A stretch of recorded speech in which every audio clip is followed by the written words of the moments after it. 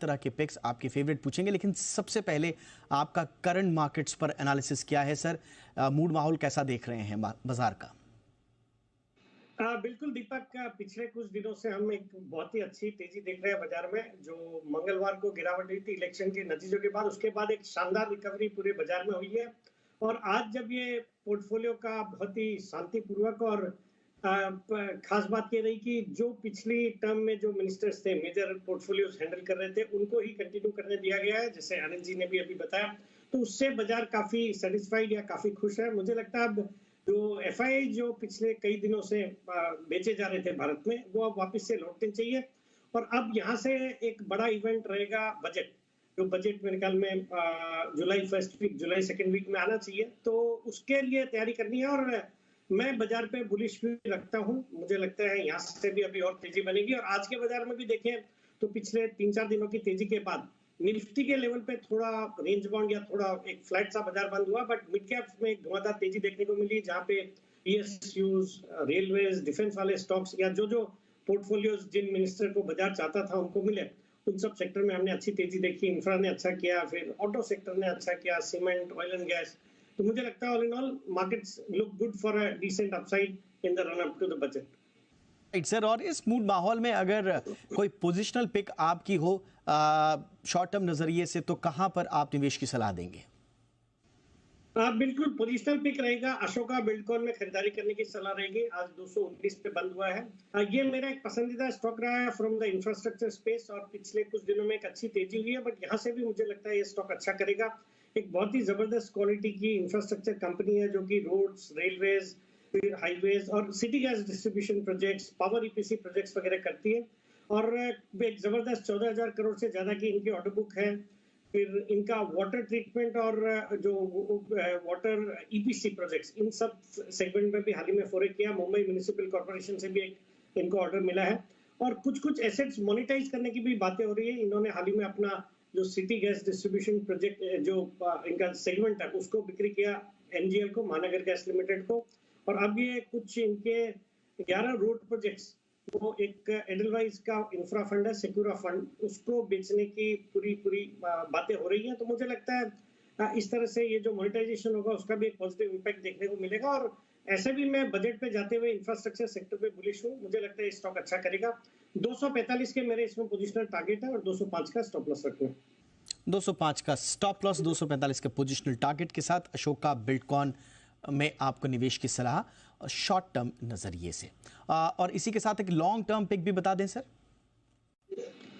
दीपक, long term के लिए मेरी खरीदारी करने की सलाह है करंट लेवल्स पे आस्क ऑटो, एएसके ऑटो, जो आज 314 पे बंद हुआ है। ये भारत की सबसे बड़ी मैन्युफैक्चरर है टू व्हीलर्स के लिए ब्रेक शू और एडवांस ब्रेकिंग सिस्टम बनाने वाली कंपनी है।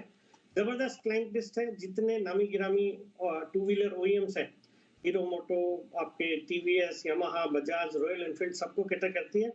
और हाल ही में इन्होंने एक ताइवानीज कंपनी के साथ भी एक टेक्नोलॉजी करार किया है, जिसके अंतर्गत ये टू व्हीलर्स के लिए एलॉय व्हील बनाएंगे with new and latest technology, जो कि एक बड़ा पॉजिटिव है।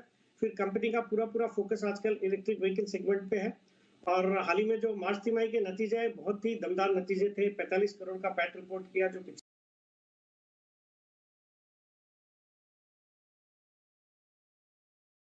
से रिटर्न रेशियोज भी बहुत अच्छे हैं।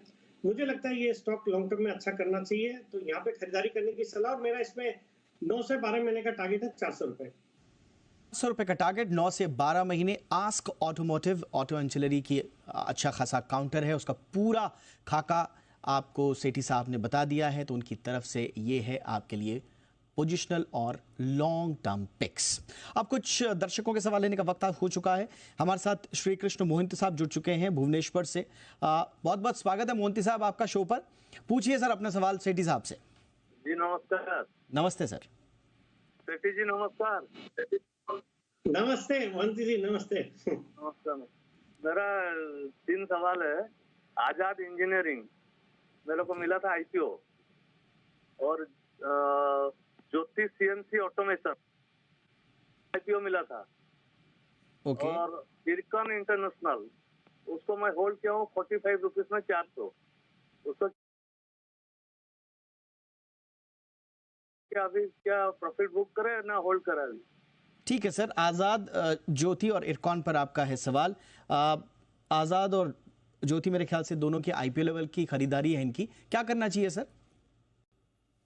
देखिए मोहंती साहब, जहां तक आजाद इंजीनियरिंग का सवाल है, अगर आप मुझे फॉलो करते हो तो हाल ही में मैंने मतलब 2 या 3 दिन पहले आजाद इंजीनियरिंग को मैंने मेरे सदाबहार सेठी साहब के शॉर्ट टर्म पिक्स में 1515 के लेवल्स पे रिकमेंड किया और वहां से एक धुआंधार तेजी हुई है। 2 दिन में ये 10% चल चुका है स्टॉक।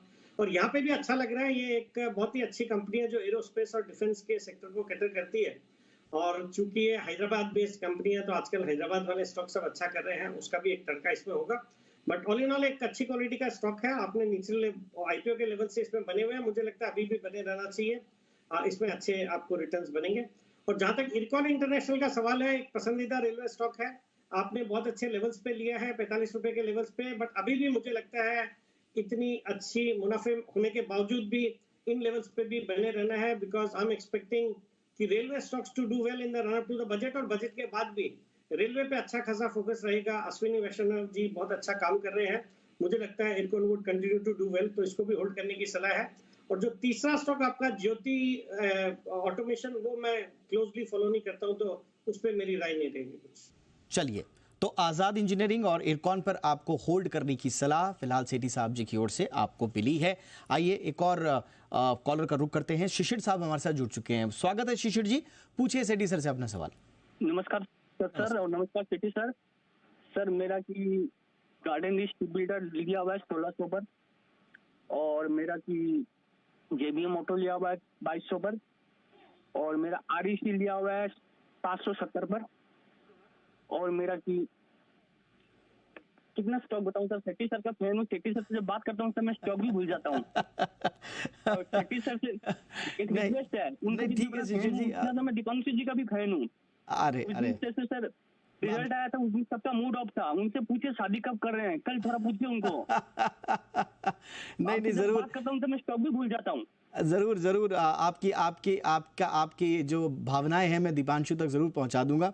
लेकिन फिलहाल जो मुझे लगता है आपने एक तो गार्डन रीच पे आपने सवाल पूछा है, दूसरा आपने डेटा पैटर्न पे सवाल पूछा और तीसरा आरईसी पे। इन तीनों पर राय दे दें आपको शिशिर जी?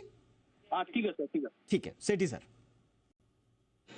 देखिए, जहां तक गार्डन रिच शिप बिल्डर्स और डेटा पैटर्न्स का सवाल है, दोनों ही डिफेंस सेक्टर को कैटर करने वाली कंपनियां हैं। हालांकि डिफेंस सेगमेंट में है, बट मुझे इनके प्रोस्पेक्ट्स बहुत अच्छे लगते हैं और दोनों ही क्वालिटी स्टॉक्स हैं, बिल्कुल बने रहना चाहिए। मैंने इनके मुंह से एक जेबीएम ऑटो का भी नाम सुना था, जो इलेक्ट्रिक बस बनाने वाली कंपनी है, और आज ही ऐसे माना जा रहा है कि यूपी से इनको एक बड़ा इलेक्ट्रिक बस का ऑर्डर मिलने वाला है। तो JBM auto again is a good stock. हालांकि बहुत बड़ी दमदार मल्टीपैकेज रिटर्न्स दिए पिछले साल 2 साल में, but it's the way forward. जो इलेक्ट्रिक बसेस बनाने वाली कंपनी, चाहे वो जेबीएम ऑटो है, ओलेक्ट्रा है, या Tata motors, Ashok Leyland, they would continue to do well, तो होल्ड करना है।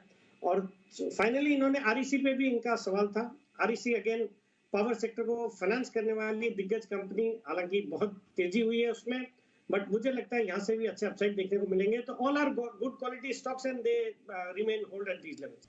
ये तो शिशिर जी आपने जो स्टॉक्स नहीं भी बता पाए, हम एज्यूम करके चल रहे हैं अच्छे स्टॉक्स आपने पोर्टफोलियो में रखे हैं, तो बाकी भी अच्छे स्टॉक्स होंगे। आप सबके साथ फिलहाल आगे बढ़ सकते हैं।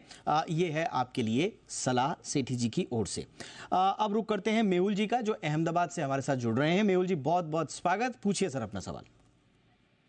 सर मेरे पास आरवीएल के 200 शेयर है 360 के भाव से। ओके। आईआरएफसी 160 के भाव से है, और हुडको कल ही लिया था, सर ने बताया था 260 के भाव से लिया था मैंने। ओके, आरवीएनएल, आईआरएफसी और हुडको, क्या सलाह देंगे सेठी सर मेहुल जी को?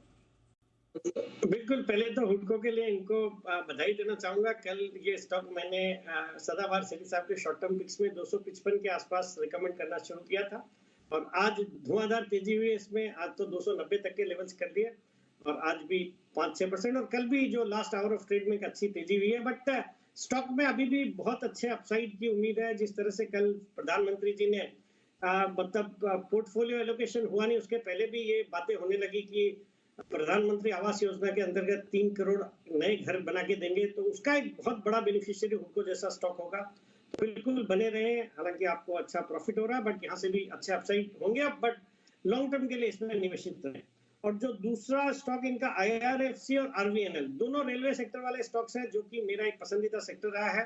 और मैं पर्टिकुलरली आईआरएफसी पे यहाँ से बहुत बुलिश हूँ। जिस तरह से हमने हुडको इंफ्रास्ट्रक्चर फाइनेंस या हाउसिंग फाइनेंस करती है, या इरेडा रिन्यूएबल एनर्जी फाइनेंस करती है, पीएफसी आरईसी में अच्छी तेजी हुई है पावर फाइनेंसिंग की वजह से। मुझे लगता है आईआरएफसी एक कॉम्बो है। जितने भी रेलवे कंपनीज जो अच्छा करेंगी, जो रेलवे में निवेश बढ़ रहा है, तो उसका एक कॉम्बो है। इसमें भी मुझे लगता है यहाँ से बहुत अच्छे अपसाइड देखने को मिलेंगे, तो होल्ड करना। और RVNL again is a very good stock to hold. तो ऑल इन ऑल आज सभी अच्छी क्वालिटी के स्टॉक्स में निवेशित व्यूअर्स आ रहे हैं, तो सभी स्टॉक्स में होल्ड करने की सलाह है। और कारण ये भी है कि बाजार पे मैं बुलिश। नहीं, वाकई में आज जितने कॉलर्स ने अभी तक कॉल किया है सब अच्छी क्वालिटी के स्टॉक्स के साथ आ रहे हैं। और अच्छी बात ये है कि सारे वो स्टॉक्स हैं जिनमें आगे भी अभी पोटेंशियल है, तो इनको भी आप होल्ड कर सकते हैं। आरवीएनएल, आईआरएफसी, हुडको। मेहुल जी, ये आपके लिए सलाह है सेठी साहब की। सुनील जी इस वक्त हमारे साथ जम्मू से जुड़ रहे हैं। सुनील जी, बहुत बहुत स्वागत है। पूछिए सेठी सर से अपना सवाल। सर मेरे पास अडानी ग्रीन है 900 की परचेज पर, तो उसको मैं होल्ड करूं या सेल? 900 की, ओके, ऑलराइट। और जियो फाइनेंस अभी लिया रिसेंटली 350 90 सेल है वो। कितने पे 105? कितने पे एंट्री लिया आपने जियो फाइनेंस पे? 350। 350। Sethi sir, Adani greens and Jio finance. नहीं, again Adani green is a good stock और बहुत ही एक सनराइज सेक्टर में ऑपरेट करने वाली कंपनी है। ऑल्दो वैल्यूएशंस एक्सपेंसिव है, बट इन्होंने बहुत अच्छे लेवल्स पे लिया, अपने निवेश को दोगुना कर लिया। बट यहाँ पे भी बने रहने की सलाह रहेगी। मुझे लगता है यहाँ